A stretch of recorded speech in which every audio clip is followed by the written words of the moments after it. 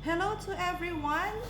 Tips lang po sa paggamit ng baking powder. Paano ba natin ito malalaman kung active or inactive ang ating baking powder? So yan, nag-prepare ako ng half cup of glass of water.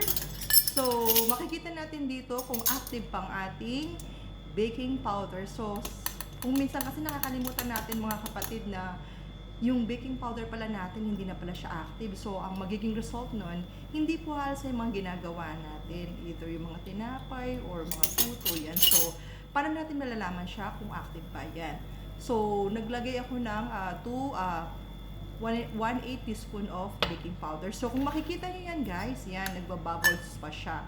So, ibig sabihin yan, ang baking powder natin is active.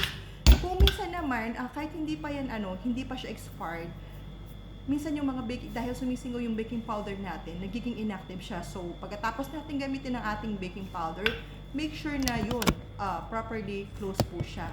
Yan, lamang ang tips natin. Okay, sana po may natutunan po kayo sa hapong ito. Thank you so much guys. Thank you.